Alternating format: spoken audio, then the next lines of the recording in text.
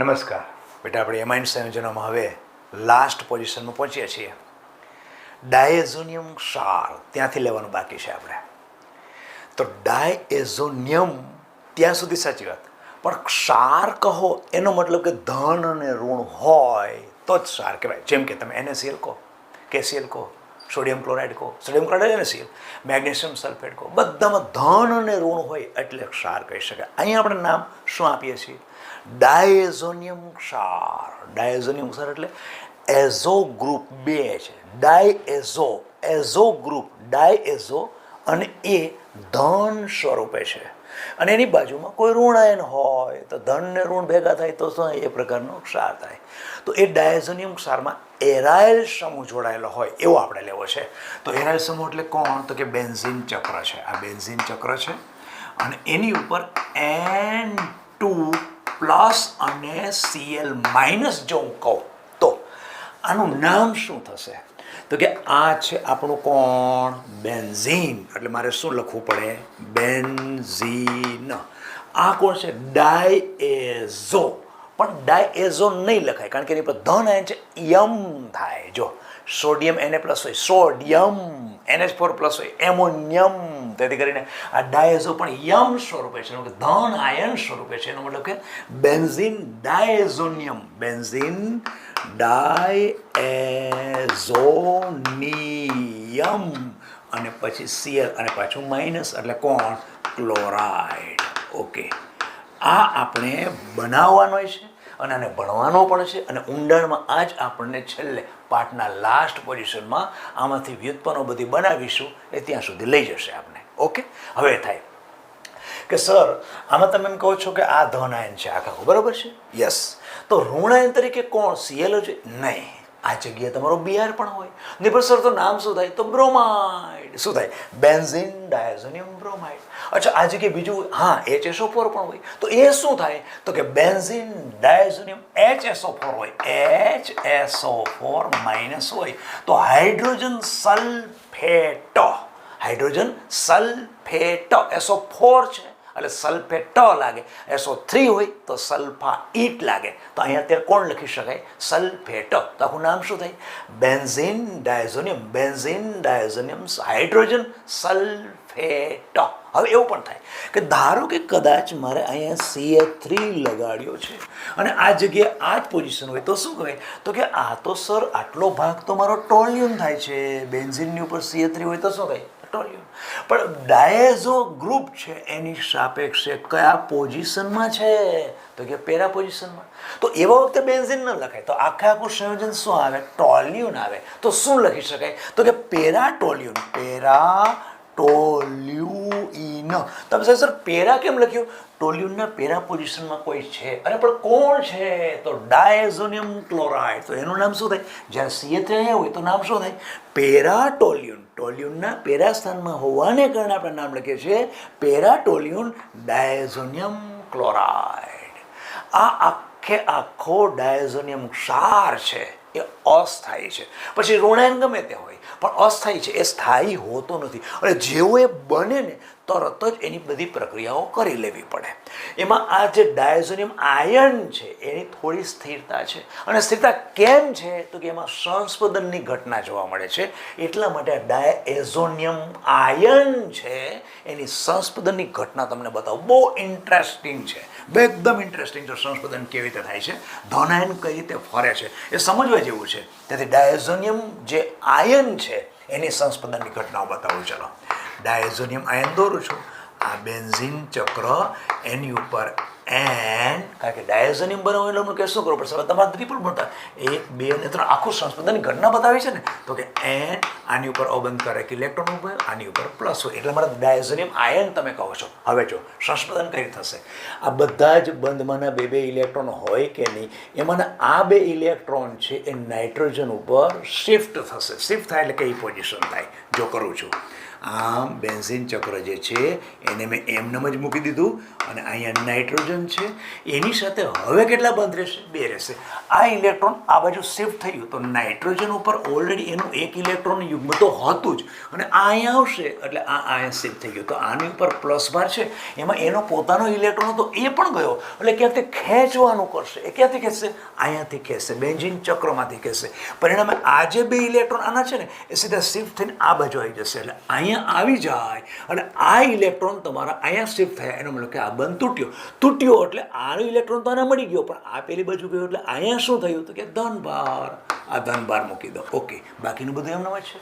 હવે શું થશે? હવે પાછળ આગળ સંસ્પંદનની ઘટના થશે. હવે આ ધનભાર છે ને આ બંધ સીધો આ ધનભારને પૂરો કરવા માટે સીધો આમ થશે. તો આ બે ઇલેક્ટ્રોન હોય એમાં આ કાર્બન અને આ કાર્બનના છે, આને હું અહીંયા આમ કરું તો આ કાર્બનનો તો ઇલેક્ટ્રોન છે, પણ આનો જતો રહ્યો કે એટલે અહીંયા કેવી થશે? પોઝિશન થશે, ત્યાં તમારો ધનભાર નીકળી જશે. તો પોઝિશન કેવી થાય? જો આ રીતે બતાવું, જે છે એમનો જ મૂકી દઈએ. આની ઉપર શું છે? નાઇટ્રોજન, અહીંયા પ્લસ, પછી દ્વિબંધ, નાઇટ્રોજન ઉપર બે ઇલેક્ટ્રોન યુગ્મ હજી મેં રાખ્યું છે. જો શું કરે છે? આ ઇલેક્ટ્રોન આમ થઈ જાય છે, એનો મતલબ કે અહીં ધનભાર નીકળી ગયો, પણ આ ઇલેક્ટ્રોન ત્યાં ગયો હોવાને કારણે અહીંયા શું થાય? ધનભાર થાય. ઓકે, અને આ બંધ અહીંયા આ બંધ આમ શિફ્ટ થયો અને પછી જે છે એમનામ જ. હવે પાછું આગળ કરીએ, ધનભાર આગળ જશે. હવે શું થશે? આ બંધ અહીંયા આમ આવશે, નીચેના ભાગની અંદર આવશે. તો જો શું થશે? પાછું આપણે જે છે એવું લખીએ, ઉપરના ભાગમાં તો કોઈ ચેન્જ જ નથી, એટલે નાઇટ્રોજન, એના પછી એની ઉપર પ્લસ, બે બંધ, નાઇટ્રોજન ઉપર બે અબંધકારક ઇલેક્ટ્રોન યુગ્મ, બે બંધ થઈ ગયા. હવે આ અહીંયા આમ શિફ્ટ થાય, અહીંયા આમ શિફ્ટ થાય એટલે આ જગ્યાએ શું થાય? દ્વિબંધ. તો આ બંને ઇલેક્ટ્રોન આમ કરી આમ શિફ્ટ થયા, તો આ ઇલેક્ટ્રોન થાય પણ આ અહીંયા આવી ગયો એટલે અહીંયા કેવી થાય? પોઝિશન પ્લસ થાય. અહીંયા પોઝિશન પ્લસ થયું અને જે બંધ છે એમનો વાતો રહી જશે. એના પછી આગળ જઈએ. ચાલો હવે શું થશે? હવે આગળ જઈએ પાછા. હવે આ જે એ દ્વિબંધ છે, દ્વિબંધ આમ શિફ્ટ થાય. આ દ્વિબંધ છે ને એ સીધો આમ અહીંયા આવી જશે, અહીંયા આવી જશે એટલે આ ઇલેક્ટ્રોન પૂરા થઈ ગયા. અને અહીંયા ઇલેક્ટ્રોનની પાછી ઉણપ થવાને કારણે એ ઇલેક્ટ્રોન પોતાના પાછા ખેંચી લેશે એટલે આ દ્વિબંધ અહીંયા આવી જશે. ચાલો કરીએ. એટલે આ શું થયો? દ્વિબંધ તૂટ્યો. એ દ્વિબંધ તૂટી ક્યાં આવી ગયો? અહીંયા આવી ગયો. અને પરિણામે શું થયું? આ થઈ ગયું. આની ઉપર ઇલેક્ટ્રોનની ઉણપ સર્જાણી એટલે એ પછી શું? પોતાના ઇલેક્ટ્રોનને ખેંચશે એટલે નાઇટ્રોજન પાસે પાછા તમારા ત્રિબંધ આવી ગયા અને એના ઇલેક્ટ્રોન જે આ હતા એ શિફ્ટ થઈને અહીંયા આવી ગયા અને દ્વિબંધ આવી ગયું અને પોતાના ઉપર પ્લસ, અને આ દ્વિબંધ અહીં ગોઠવાઈ ગયો, આમ ગોઠવાઈ ગયો એટલે આ બંધ થઈ ગયો અને બાકીના બંધ એમનામાં જ. આ આખું આ ડાયઝોનિયમ જે આયન હતો એની સંસ્પંદનની ઘટના થઈ, આખી સંસ્પંદનની. એટલે તમે પૂછે કે ભાઈ ડાયઝોનિયમ આયનની સ્થિરતા થોડી ઘણી પણ છે, એનું કારણ શું છે? કે એની અંદર સંસ્પંદનની ઘટના થાય છે. આખે આ સંસ્પંદનની ઘટના થાય. અચ્છા, મારે થોડું આગળ જવું પડશે, કારણ કે છોકરાઓ કહે છે, કોમેન્ટમાં લખે છે કે સર થોડા આગળ જાઓ, સ્ક્રીનશોટ પાડી લઈએ. એટલે ચાલો ભાઈ, ઓકે, કમ્પ્લીટ થઈ ગયું. અચ્છા, ચાલો હવે એના પછી આ ડાયઝોનિયમ ક્ષારને બનાવવાનો છે. આ સંસ્પંદનની ઘટના થઈ. હવે ડાયઝોનિયમ ક્ષારને બનાવવો કઈ રીતે? તો કે નાઇટ્રોજનયુક્ત કાર્બનિક સંયોજનો આપણે ભણીએ છીએ અને એમાં એરાઇલ એમાઇન ભણીએ છીએ. એનો મતલબ કે એનિલિન છે. અત્યારે આપણી પાસે એનિલિનમાંથી જ આ બધા સંયોજનો બને, કારણ કે એનિલિનમાં જ બેન્ઝીન ચક્ર છે. એમાંથી જ આપણે, કારણ કે બેન્ઝીન ચક્ર આવ્યું ને ડાયઝોનિયમ ક્ષારની અંદર તે બનાવ્યું, તો એમાં શું થયું? બેન્ઝીન ચક્ર. તો બને છે શામાંથી? એનિલિન. એટલે હવે બનાવવાનું શું છે? બેન્ઝીન ડાયઝોનિયમ ક્લોરાઇડ ક્ષારની બનાવટ કરીએ. ચલો, એનિલિન છે, એનિલિન, એની આ બેન્ઝીન, એની ઉપર NH2 અબંધકારક ઇલેક્ટ્રોન યુગ્મ, એનિલિન. આની પ્રક્રિયા નાઇટ્રસ એસિડ સાથે કરીએ છીએ. પણ નાઇટ્રસ એસિડ કઈ રીતે બને? તો sodium nitrite, NaNO2 plus HCl. જો અહીંયા બેટા ધ્યાન રાખજો, સોડિયમ નાઇટ્રાઇટ છે, આ બંને વચ્ચે પ્રક્રિયા થાય અને HNO2 આને કહેવાય નાઇટ્રસ એસિડ. અને આ પ્રક્રિયા 0 થી 5 અંશ સેલ્સિયસ તાપમાન કેલ્વિનમાં રાખીએ તો 273 થી 278 કેલ્વિન તાપમાને આ પ્રક્રિયા થાય. ઓકે, અને આમાંથી શું છૂટવું પડશે? તો કે માઇનસ NaCl અને માઇનસ ટ્વાઇસ H2O છૂટવા પડે. અને બેન્ઝીનની ઉપર જે તમે કહો છો એ જ આપણે જે કર્યું હતું ડાયઝોનિયમ ક્ષાર, એટલે N2 પ્લસ અને Cl માઇનસ. આનું જ નામ આપણો બેન્ઝીન ડાયઝોનિયમ ક્લોરાઇડ. આ આપણને મળી ગયો ક્ષાર. બનાવવું કઈ રીતે? આ રીતે બનાવ્યો. જો હવે બરાબર જોજો, તમે આખા પ્રક્રિયા પાત્રની અંદર તાપમાન કેટલું લીધું છે 270 થી 278. હવે 270 278 કેવું એટલે આ સહેલું નથી. કેટલું છે તાપમાન? તમારે કન્ટિન્યુ જ્યાં બનતું હોય ને ડાયઝોટાઇઝેશન, જે ડાઇસની ફેક્ટરી હોય ને તમે જાઓ ને તો બરફના ટ્રેક્ટર એટલો બધો બરફ નાખે, કારણ કે તાપમાન તમારે નીચું લઈ જવાનું છે. અને આટલા નીચા તાપમાને તમારો આ પદાર્થ બનેલો છે. અને આ પદાર્થ એકદમ અસ્થાયી હોય. બેન્ઝીન ડાયઝોનિયમ ક્લોરાઇડ તમે જુઓ ને તો આ ગાંગડો લાગે, રંગવિહીન સ્ફટિકમય ઘન પદાર્થ લાગે. એ ઠંડા પાણીમાં અંદર પાણી ઉત્પન્ન થયું છે ને એમાં દ્રાવ્ય થયેલો હોય, પણ ગરમ પાણીમાં થોડું પણ તમે ગરમ કરો એટલે સીધો સીધા પ્રક્રિયા કરીને નવું સંયોજન બનાવી દે અને ફિનોલ બનાવશે. આપણે જોવાનું પણ છે.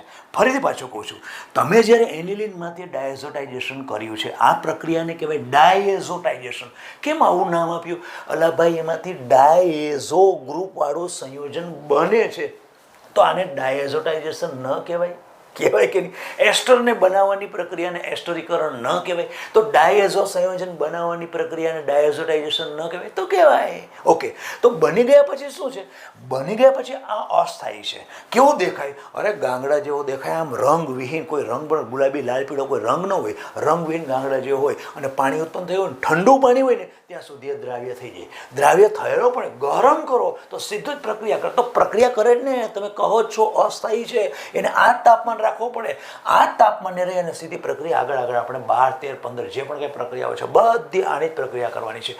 એક જ એવો ક્ષાર છે કે જો જગ્યાએ આ ક્લોરાઇડની જગ્યાએ કદાચ જો બેન્ઝીન ડાયઝોનિયમ ફ્લોરોબોરેટ હોય, ફ્લોરોબોરેટ એટલે BF4 હોય, આ જગ્યાએ કદાચ BF4 આ પણ આપણે બનાવીશું. BF4 હોય તો આને શું કહેવાય? Benzene diazonium fluoroborate. આ સંયોજન પાણીમાં અદ્રાવ્ય છે અને ઓરડાના તાપમાને સ્થાયી છે. ધ્યાન રાખજો, જેડબલીને નીટમાં એવું તમને પૂછી શકે કે એનિલિનમાંથી બનેલો કયો ડાયઝોનિયમ ક્ષાર ઓરડાના તાપમાને સ્થાયી છે અથવા તો પાણીમાં એ અદ્રાવ્ય છે. તો ધ્યાન રાખજો, કયો? Benzene diazonium fluoroborate. આ પાણીમાં અદ્રાવ્ય છે અને ઓરડાના તાપમાને સ્થાયી છે.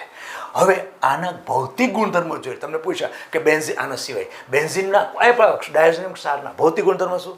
અરે એ તો ગાંગડા જેવો હોય, રંગવિહીન હોય, ઠંડા પાણીમાં દ્રાવ્ય થાય, પણ જો ગરમ કરો તો પ્રક્રિયા પણ કરી લઈએ. શું બનાવી દઈએ? તો કે ફિનોલ બનાવીએ. ફિનોલ કેમ બનાવે એ હમણાં બતાવું છું. પણ આનો એક ગુણધર્મો આપણને ખબર પડી ગઈ કે એકદમ અસ્થાયી સંયોજન છે. સ્ફટિકમય ઘન પદાર્થ છે, રંગવિહીન છે, પાણીમાં તરત દ્રાવ્ય પણ થાય છે, ઠંડા પાણીમાં દ્રાવ્ય રહેલો પણ હોય, ગરમ કરો તો એને પ્રક્રિયા પણ કરી લે. આ બધી અને શુષ્ક અવસ્થામાં તો કરી જ ન શકો. અને શુષ્ક કરવા જાવ ને તો વિઘટન થઈ ધાડ વિઘટન થઈ જાય એટલે નાઇટ્રોજન છૂટો પડી જાય, ક્લોરીન છૂટો પડી જાય, બેન્ઝીન આખું અલગ જ થઈ જાય. તમારો સાર જ નહીં, એને કહેવાય વિઘટન. તેથી કરીને જો આમાંથી કોઈ તમે પ્રક્રિયા કરવી હોય ને તો ઠંડામાં જ પ્રક્રિયા કરી લેવાની, કારણ કે અસ્થાયી કોને કહેવાય? દાખલા તરીકે તમે દૂધને આખો દિવસ ઉનાળામાં બહાર રાખો તો શું થાય? એ અસ્થાયી છે.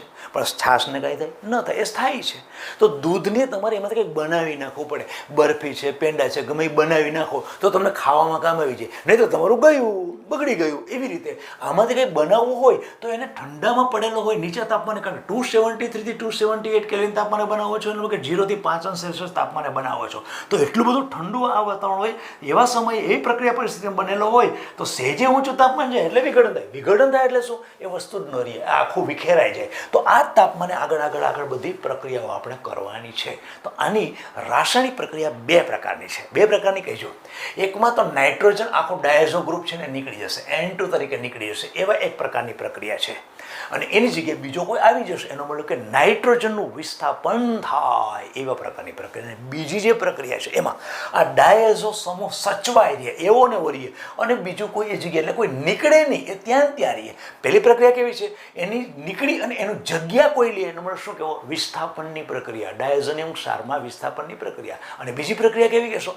ડાયઝોનિયમ અણુ છે તમારો, આ ડાયઝોનિયમ N2 છે, એવો ને એવો સચવાઈ રહે, અને બીજું એની જગ્યાએ કોઈ આવશે, એવી પ્રક્રિયા આપણે કરીશું. તો બે પ્રકારની પ્રક્રિયામાં પહેલી પ્રક્રિયા કરીએ એ છે સેન્ડમેર. જો બધા બેટા એક પછી એક હું પ્રક્રિયા કરું છું અને પ્રક્રિયાની ટ્રીક બતાવું છું. એ ટ્રીકથી તમારે જ્યારે પરિવર્તન પૂછશે ને, પરિવર્તનમાં આ વસ્તુ બહુ કામ આવશે.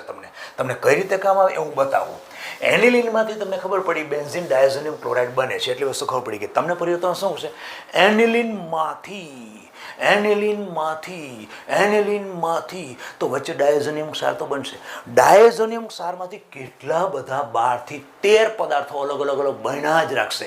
તો તમે પૂછે બેન્ઝીન, આ એનિલિનમાંથી ફિનોલ, એનિલિનમાંથી ક્લોરોબેન્ઝીન, એનિલિનમાંથી બ્રોમોબેન્ઝીન, એનિલિનમાંથી હાઇડ્રેઝિન, ફિનાહાઇડ્રેઝિન, જે પણ પૂછે પછી લાલ એજો રંગ, પીળો એજો, બહુ બધી પ્રક્રિયા, આમાંથી બધી બહુ પ્રક્રિયાઓ છે. પરિવર્તનમાં તમને બહુ કામ આવશે. તમને એમ પૂછે ને કે એનિલિનમાંથી, એટલે તરત અંદર ટ્યુબલાઇટ થઈ જવી જોઈએ. હા, એમાં આમાંથી કોઈ તો નથી ને. અને કઈ રીતે કરવી ને એ પણ તમને બહુ ઇઝી વેથી યાદ રાખો. પહેલી છે સેન્ડમેયર પ્રક્રિયા, Cu પ્લસ ઉદ્દીપકની હાજરીમાં. જો પહેલાં હું કરું છું સેન્ડમેયર પ્રક્રિયા અને ગાટરમેન પ્રક્રિયા, બે પ્રક્રિયા છે. પહેલાં એને જોઈ લઈએ. આ બેન્ઝીન, એની ઉપર ડાયઝોનિયમ એટલે કે N2 પ્લસ અને Cl માઇનસ. આ આપણો મૂળ ઘટક છે બેન્ઝીન ડાયઝોનિયમ ક્લોરાઇડ. આની પ્રક્રિયા સેન્ડમેયર પ્રક્રિયા કરીએ. સેન્ડમેયર પ્રક્રિયા 3 છે. આ 3 પ્રક્રિયા હું કરું છું. પહેલું છે CuCl. જો આની અંદર Cu પ્લસ છે ને એ ઉદ્દીપક, એટલે કોઈ બુકની Cu2Cl2 હોય તો પણ Cu પર શું થાય? +1, એટલે ઉદ્દીપક તરીકે કોણ વપરાય છે? Cu+1.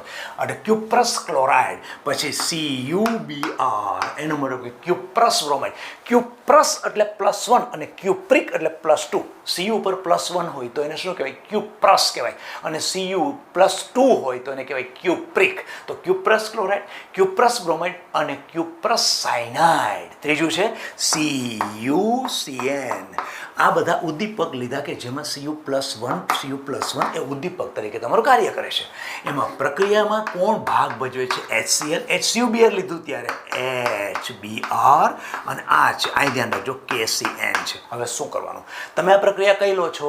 બેન્ઝીન ડાયઝોનિયમ ક્લોરાઇડમાં નાઇટ્રોજનનું વિસ્થાપન, એઝો સમૂહનું વિસ્થાપન કોઈક વડે થાય છે. કોના વડે થાય છે એ હું તમને કહું. શું કરવાનું? જો આ N2 ને કાઢો. આ N2 અહીંથી નીકળી, કારણ કે તમે પ્રક્રિયાનું નામ જ કહો છો વિસ્થાપન, એના વડે N2 નીકળી ગયું. આ -N2, ઓકે, નીકળી ગયું -N2. હવે પછી આ Cl શું થાય? તો કે આ પ્રક્રિયા તમારો આ છે, આ સાથે જોડાઈ ગયો. એટલે આમાં પણ પાછું ઉત્પન્ન જો શું થયો? HCl ઉત્પન્ન થયો. તો આ H અને Cl જોડાઈ ગયું. તો રહ્યો કોણ? Cl. એની સાથે ટોપી પહેરાવી દો. ચાલો, પતી ગયું. જો બેન્ઝીનની ઉપર શું આવી ગયું? Cl. એનો મતલબ કોણ બન્યો? ક્લોરોબેન્ઝીન. ક્લોરોબેન્ઝીન. હવે એ જ રીતે આમાં હવે તમે સાથે તમારે જ્યારે કરવા માંડશો, N2 કાઢવાનો જ છે, નાઇટ્રોજનનું વિસ્થાપન છે, એટલે પહેલાં તો -N2. બીજું શું? તો કે Cl પ્રક્રિયાના ધન પાછળ જોડ દો, -HCl, અને Br ને ત્યાં લગાવી દો. એટલે બેન્ઝીનની ઉપર શું થશે? Br આવી ગયો. જો બ્રોમોબેન્ઝીન, બ્રોમોબેન્ઝીન. મેં તમને કીધું ને પરિવર્તનની અંદર એનિલિનમાંથી બ્રોમોબેન્ઝીન, તો એનિલિનમાંથી શું આવે? Benzene diazonium. એમાં સીધું તમારે કયો રસ્તો અપનાવો એ તમારે જોવાનું છે. હવે ત્રીજું જોવો. હવે આનું તમે પોતે જાતે ટ્રાય કરો. ચાલો કરો. શું કરશો? N2 કાઢશો, કાઢો, -N2. હવે શું કરશો? પ્રક્રિયકના ધનભાર સાથે આને જોડો, એટલે શું થયું? -KCl. બાકીને તે જોડાઈ દો. એટલે બેન્ઝીનની ઉપર CN, બેન્ઝીનની ઉપર CN. આ થઈ ગયું સાયનોબેન્ઝીન અથવા તો બેન્ઝોનાઇટ્રાઇલ. બેમાંથી કોઈ પણ થયું. હવે આ પ્રક્રિયાથી તમે 3 વસ્તુ, આ પ્રક્રિયાને કહેવાય સેન્ડમેયર પ્રક્રિયા. આનું નામ છે સેન્ડમેયર પ્રક્રિયા. સેન્ડમેયર પ્રક્રિયા. હવે આ ઉપરાંત જો તમારી પાસે લેબોરેટરીમાં ક્યુપ્રસ ક્લોરાઇડ ન હોય કે HBr કે KCN KCl ન હોય તો એનો વિકલ્પ છે કે તમે ક્લોરોબેન્ઝીન કે બ્રોમોબેન્ઝીન બનાવી શકો. ચલો, વૈકલ્પિક રીતે બીજી પ્રક્રિયા પણ છે જેનું નામ છે ગાટરમેન પ્રક્રિયા. એમાં ઉદ્દીપક તરીકે લેવાનો છે, અહીંથી આમ લો, ઉદ્દીપક તરીકે Cu કોપર પાવડર. આની અંદર બીજું લઉં છું, ગાટરમેન પ્રક્રિયા કોપર પાવડર. એની પ્રક્રિયા HCl સાથે કરો. પ્રક્રિયા તો તમારો, આની પ્રક્રિયા HBr સાથે કરો. જો આ પ્રક્રિયા શાના માટે છે? ગાટરમેન પ્રક્રિયા. ગાટરમેન પ્રક્રિયા એટલે કોપર પાવડર લો છો તમે, કોપર પાવડર. પહેલામાં શું હતું? Cu+, અત્યારે શું છું? કોપર પાવડરની પ્રક્રિયા HBr સાથે બનશે તમારો આજ. બનશે બનવાનો એટલે કોણ? આજ બનશે બ્રોમોબેન્ઝીન. આ Br એટલે શું બન્યું? આજ બનશે બ્રોમોબેન્ઝીન. અને પહેલામાં શું બનશે? ક્લોરોબેન્ઝીન જ બનશે. આ વૈકલ્પિક રીતે છે. આ સેન્ડમેયર પ્રક્રિયા નથી. આ બંને પ્રક્રિયા કઈ છે? ગાટરમેન પ્રક્રિયા છે. આ ગાટરમેન પ્રક્રિયા. ખ્યાલ આવી ગયો? તો બીજું વધારે શું પડે?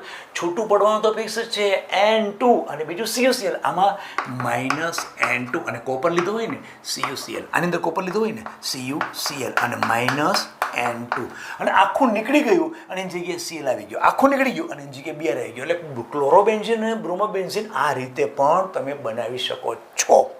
પરંતુ ગાટરમેન પ્રક્રિયાની સાપેક્ષે સેનમેર પ્રક્રિયામાં નીપજ વધુ સારી મળે છે.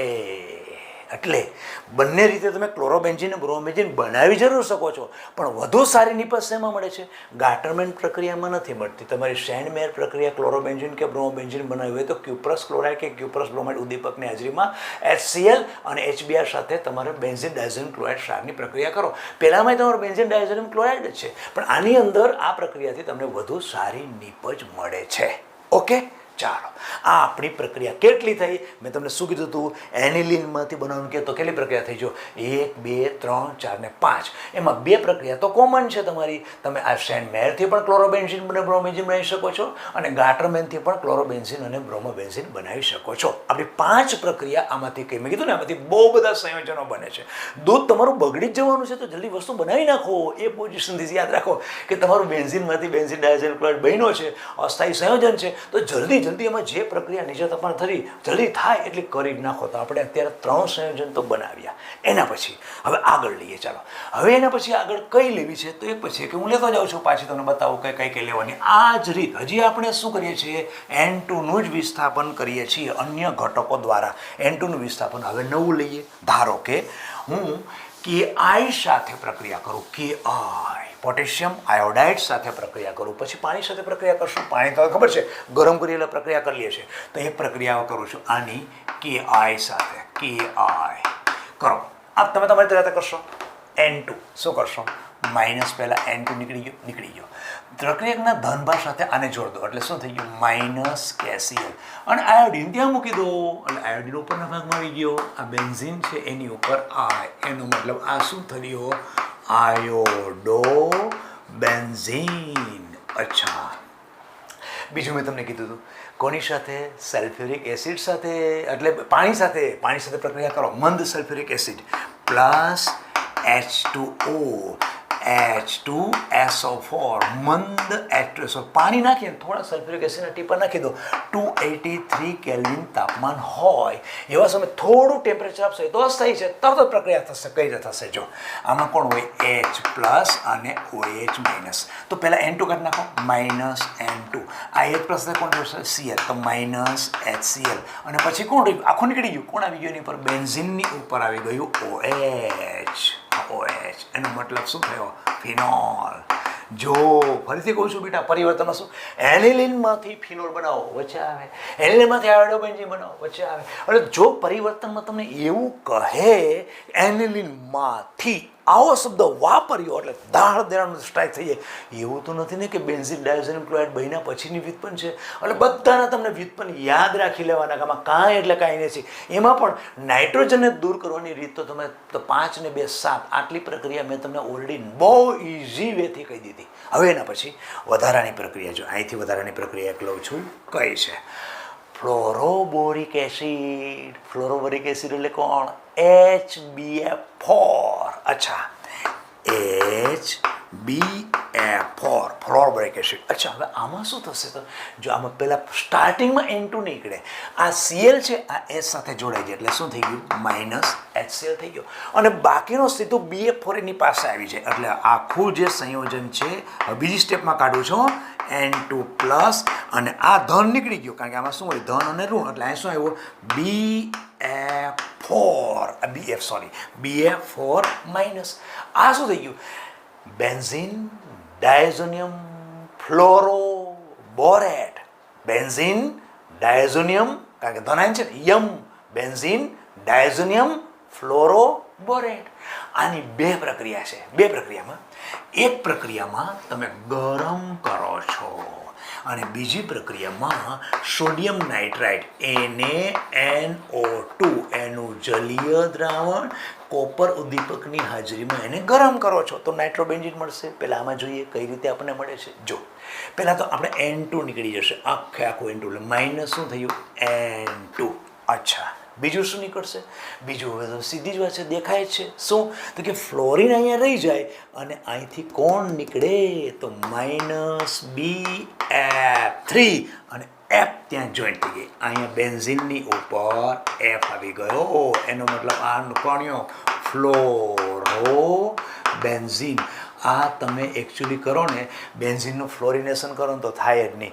જો બેન્ઝિનમાંથી ફ્લોરોબેન્ઝિન મેળવવો હશે, કોઈ સંજોગોમાં ન થાય, તમારી પાસે જો બેન્ઝિન ડાયઝોનિયમ ફ્લોરોબ્રોડ બનાવેલો હોય તો એમાંથી પછી આ પ્રક્રિયા દ્વારા ફ્લોરોબેન્ઝિન મેળવી શકો છો. એ છેલ્લે એની માહિતી આવશે, આપણે ત્યારે જોઈશું. હવે આમાં શું બનશે આજે આપણે કરીએ છીએ. બીજું NaNO2 છે, એક્વિયસ મીડિયમની અંદર કોપર ઉદ્દીપકની હાજરીમાં તમે કરો છો ત્યારે છૂટું શું પડે તો કે NaBF4 એક છે NaBF4 અને માઇનસ થાય N2 અને બેન્ઝિનની ઉપરનો ભાગ જે હતો એ જગ્યાએ થઈ જાય NO2 જેનું નામ છે નાઇટ્રો બેન્ઝીન. ઓકે, આ સંયોજન થયું. હવે 3 આ પ્રક્રિયા થઈ, પછી 2 આ પ્રક્રિયા થઈ. હવે કેટલા સંયોજનો વિચાર કરો.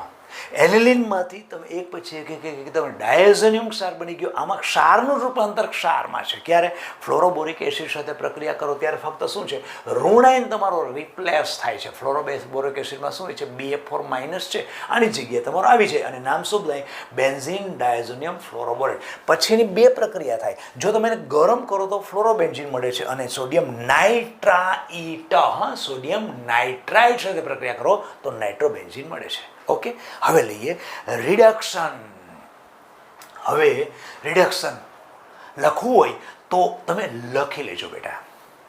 કેમેરાવાળો ભાઈ કીધું લખી લો. ઓકે, લખવું હોય તો લખી લો અને પોઝ કરી અને લખવું હોય તો લખી લો એટલે તમને વધારે ખ્યાલ આવે થોડો. અચ્છા, ચાલો લખાઈ ગયું. અરે સર એટલે એમાં થોડું લખાય, કાંઈ વાંધો નહીં. ચાલો પોઝ કરી લો, પછી આપણે એના પછીની પ્રક્રિયા જોઈએ. જોઈ લો થોડીક એકવાર. કરીએ.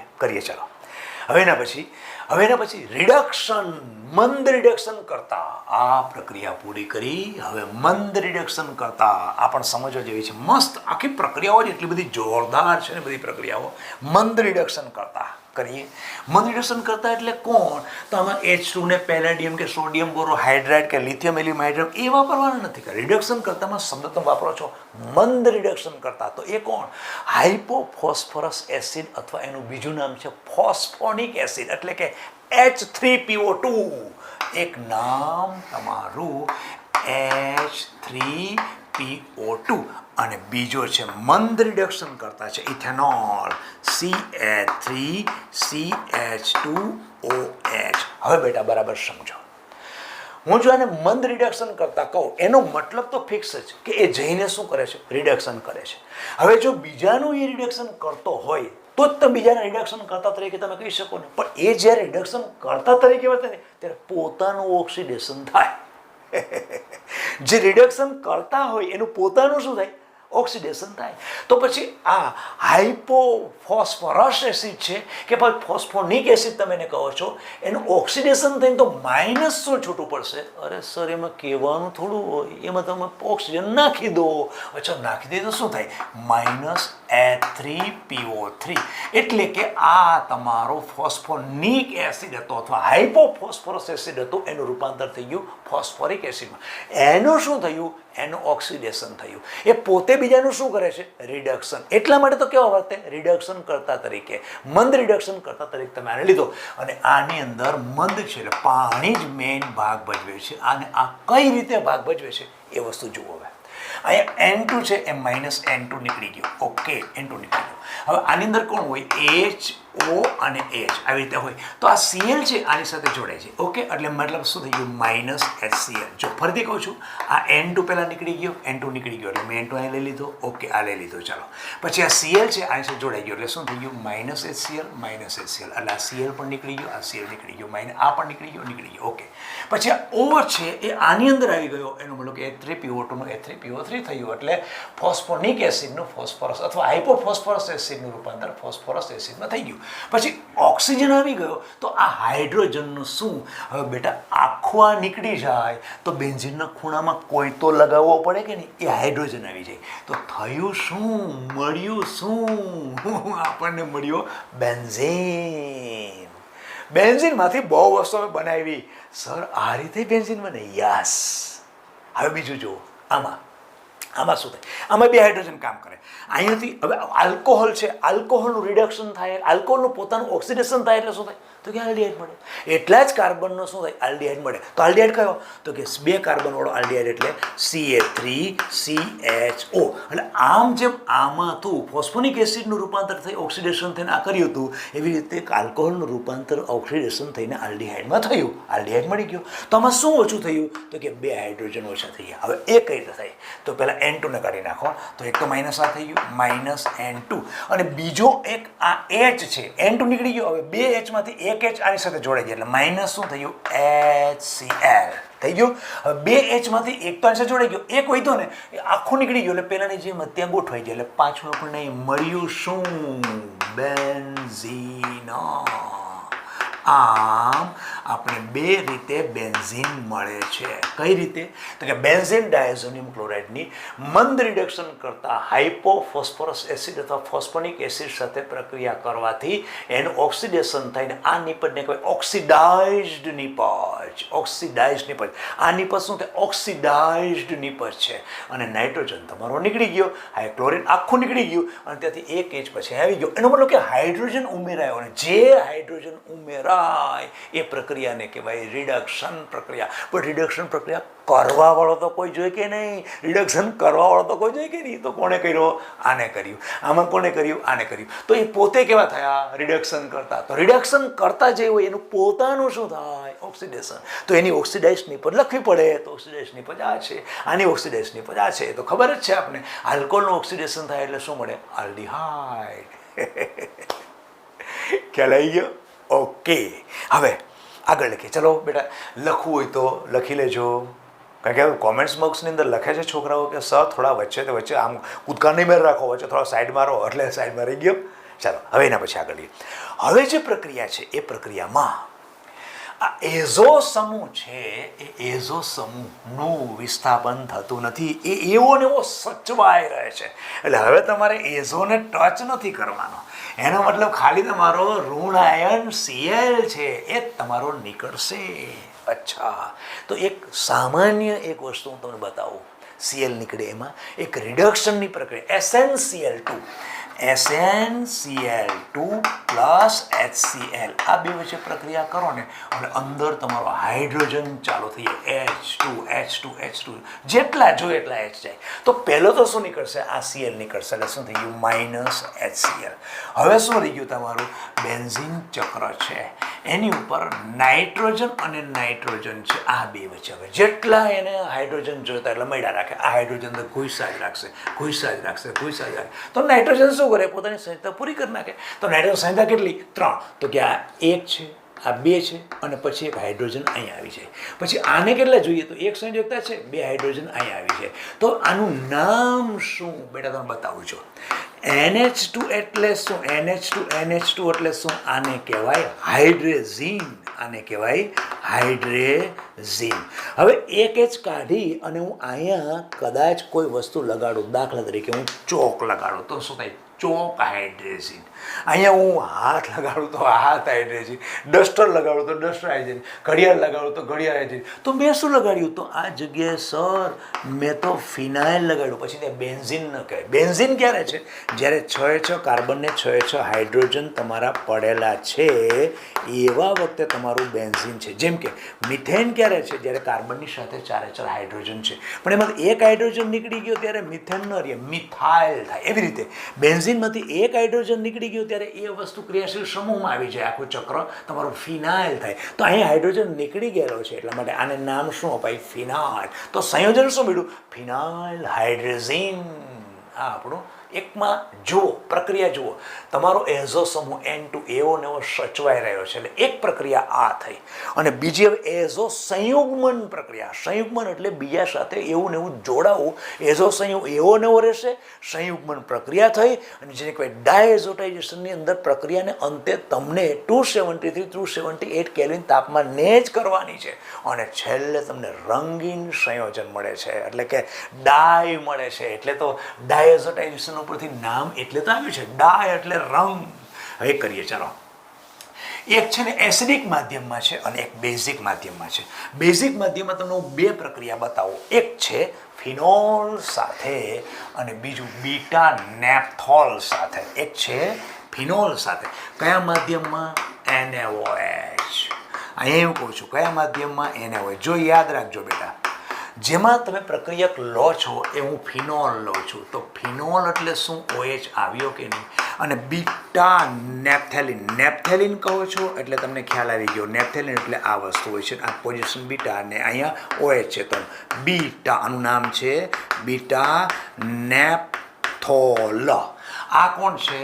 ફિનોલ. તો ધ્યાન રાખજો કે જ્યારે NaOH લો છો ને ત્યાં તમારો પ્રક્રિયકમાં OH હોય છે, NaOH લો ત્યાં તમારા પ્રક્રિયકમાં OH હોય છે. હવે આ કઈ રીતે જોડાય? સીધી જ વાત છે. જો અહીંયા આ પેરા પોઝિશન છે ને, અહીંયા કોણ હોય? આ બધી જગ્યાએ કોણ હોય? કાર્બન સાથે. આ બધા કાર્બન છે ને, carbon carbon carbon carbon carbon carbon, એની પાસે કોણ હોય? તો કે હાઇડ્રોજન. અહીંનો એક હાઇડ્રોજન નીકળે, આના પેરા પોઝિશનનો હાઇડ્રોજન નીકળે, આના પેરા પોઝિશનનો હાઇડ્રોજન અહીંથી નીકળે અને Cl સાથે જોડાઈ જાય એટલે માઇનસ શું થયું? HCl. આ નીકળે અને Cl સાથે જોડાઈ જાય એટલે માઇનસ શું થઈ ગયું? HCl. એકદમ ઇઝી છે બેટા, કાંઈ કોઈ વસ્તુ એ કરવાનું નથી, એકદમ ઇઝી છે. ફક્ત ફેવિક્વિકથી જોડ દો. ચાલો આને હું એમને મૂકું છું, આને ક્રોસ કરીને મૂકી દઉં. આ ક્રોસ કરીને મૂક્યું, આ બેન્ઝીન અને અહીંયા ક્રોસ કરીને મૂક્યું એટલે શું થઈ ગયું? N double bond N. આ Cl નીકળી ગયો અને એની સાથે કોણ આવી ગયો? આ H જોડાઈ ગયો. અહીંથી મારે જોડવાનું છે, આ નીકળવાની સાથે જોઈન્ટ કરી દો. ચાલો જોઈન્ટ કરી દો તો બેન્ઝીન ચક્ર અને એની ઉપર કોણ થયો? ફિનો એટલે OH. આ સંયોજન બની ગયું. હવે આ સંયોજનનો રંગ નારંગી હોય અને એમાં આ રંગક છે એટલા માટે આને નારંગી એઝો રંગક. એઝો કેમ કહો છો? એઝો સમૂહ છે એટલા માટે આને નામ શું અપાય? સાદું નામ શું છે? નારંગી એઝો રંગક. અચ્છા, હવે સર આનું મારે નામ કેવું હોય તો શું કહેવાય? અચ્છા, એ વસ્તુ સાચી. જો આ એઝોબેન્ઝીન છે, અહીંયા એકબીજાને કયા સ્થાન છે? પેરા સ્થાનમાં. પેરા સ્થાનમાં કયો સમૂહ છે? હાઇડ્રોક્સી. આમાં બેન્ઝીન વચ્ચેનું છે ને એ અધ્યાહાર થશે. નામ શું થશે? Para hydroxy. Para hydroxy. પછી કોણ આવી ગયું? એઝોબેન્ઝીન. એઝોબેન્ઝીન. જો પેરા તમે શબ્દ વાપર્યો ને, એઝોબેન્ઝીનને તમે લખો છો પેરા હાઇડ્રોક્સી, એનો મતલબ કે ઓલરેડી બેન્ઝીન હોય તો જ ઓર્થોમેટાન પેરા આવે. એટલે અમે શબ્દ શું આવ્યો છો? Para hydroxy. કારણ કે આના કયા પોઝિશનમાં છે? પેરા. પેરા ઉપર કોણ છે? હાઇડ્રોક્સી. એટલે પેરા હાઇડ્રોક્સી એઝોબેન્ઝીન. તો આપણે થઈ સર આ તો બોલ્યા જ નહીં. અરે પણ એમાં આવી ગયું બેટા. કારણ કે તો પેરા ક્યારે થાય? બેન્ઝીન હોય તો જ ને. એટલા માટે નામ શું આવ્યું? Para hydroxy azobenzene. અને આનો રંગ છે કેવો? નારંગી. હવે એ જ રીતે આને કરીએ. ચાલો ફરીથી પાછો આને જોઈન્ટ કરી દઈએ. આ બેન્ઝીનને આમ છે એની જગ્યાએ હું આમ કરું છું, આવી રીતે આમ કર્યું. ઓકે, એના પછી N ડબલ બોન્ડ N. આ તમારો Cl નીકળો, અહીંથી H નીકળો. હવે જોઈન્ટ કરી દઉં છું. ચાલો જોઈન્ટ કરું તો આ આમ ચક્ર, પાછું બીજું ચક્ર, અહીંયા તમારો OH. યસ, હા. હવે સર આને શું નામ આપું? આ છે બીટા નેપ્થાઇલ. બીટા નેપ્થાઇલ. નેપ્થાઇલ કેમ? મેં તમને હમણાં કીધું CH4 હતું, CH4 એમાંથી એક H નીકળો તો શું થઈ ગયું? CH3 એટલે શું થયું? મિથાઇલ. એવી રીતે બીટા નેપ્થોલ હતું, એમાંથી H નીકળો એટલે શું થાય? બીટા નેપ્થાઇલ. ખ્યાલ આવ્યો? એટલે નામ શું છે? બીટા નેપ્થાઇલ. નેપ્થાઇલ, બીટા નેપ્થાઇલ. અને પછી કોણ? તો કે આ તો છે જ. કોણ છે? એઝોબેન્ઝીન. હવે જેમ પેલાનો નારંગી રંગ હતો એમ આનો છે લાલ. એટલે આને શું કહેવાય? લાલ એઝો રંગ. લાલ એઝો રંગ. એટલે પરિવર્તનમાં તમે એવું પૂછે કે એનિલિનમાંથી લાલ એઝો રંગ બનાવો, એનિલિનમાંથી નારંગી એઝો રંગ. હું તમને હજી કહું છું, પરિવર્તનમાં જ્યારે એનિલિન શબ્દ વાપરે એટલે સમજી લેવાનું કે તમારું આમાંથી પહેલું સ્ટેપ આ હશે અને એમાંથી કોઈની પર લગભગ આવી જ જશે તમારી. એટલે આને બહુ મહત્વ આપજો તમે. પરિવર્તનમાં તમને 2 માર્ક અપાવી શકે છે. ક્લિયર? ઓકે, ચાલો 2 વસ્તુ થઈ. હવે આમાં શું તમે શીખ્યા બેટા? અમે શીખ્યા કે આમાં સર આ એઝો ગ્રુપ છે ને એવું ને એવું છે. હા, એટલે પ્રક્રિયા કઈ હતી આપણી? એઝો સમૂહ સચવાઈ રહે એવા પ્રકારની બેન્ઝીન ડાયઝોનિયમ ક્ષારની પ્રક્રિયા. અને હવે એના પછી આગળ હવે લઈએ પાછી આના જેવી જ પ્રક્રિયા, પણ તમારું માધ્યમ અને બધું ચેન્જ થઈ જશે. જોડવાનું આ જ રીતે સેમ ટુ સેમ, કોઈ ચેન્જ નહીં. પણ હવે તમારું માધ્યમ કયું હશે? તો કે OH વિનાનું. OH વિનાનું એટલે એસિડિક માધ્યમ આવશે. કોઈ ચેન્જ નથી હા બેટા, ખાલી રંગ ને આંતે બધું યાદ રાખજો, બાકી કોઈ વસ્તુ હવે ચેન્જ નથી. જો એક એનિલિન બનાવું છું, આની સાથે પ્રક્રિયા કરું, માધ્યમ કયું? HCl. બે પ્રક્રિયા કરીએ, માધ્યમ કયું? HCl.